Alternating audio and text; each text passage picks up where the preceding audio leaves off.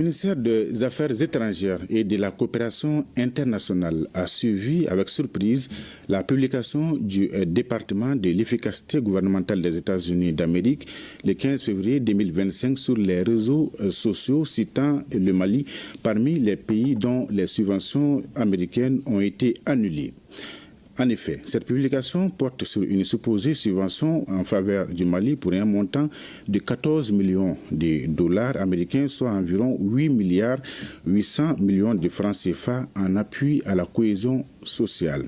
Le ministère informe l'opinion qu'il a saisi officiellement les autorités américaines au sujet des faits récents. Il conviendrait de rappeler que le Mali, dans sa quête de souveraineté, n'a cessé de dénoncer bien avant la mise en place de la nouvelle administration américaine les dangers de l'utilisation détournée de l'aide publique au développement comme instrument de déstabilisation et de subversion de nos pays par le financement des réseaux terroristes et comme moyen de violation de la souveraineté de nos États.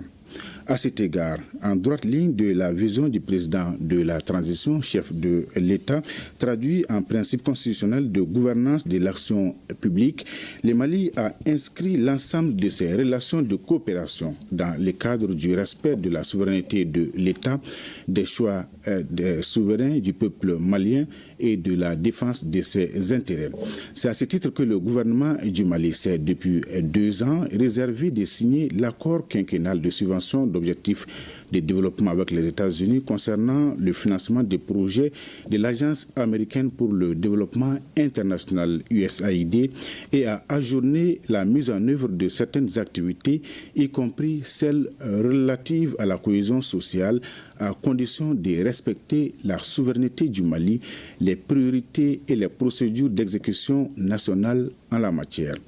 Dans la même dynamique, le Mali se reconnaît dans la nouvelle orientation des autorités américaines visant à assainir et à humaniser leurs subventions et saluer par la même occasion cette prise de conscience de la réalité de leur aide publique et les actions entreprises contre leur utilisation subversive et non conforme aux besoins essentiels des bénéficiaires. En outre, les ministères invitent les autorités américaines à engager des poursuites judiciaires contre les personnes qui ont détourné les dits fonds pour financer le terrorisme international dont le Mali et les autres pays de la Confédération AES sont victimes.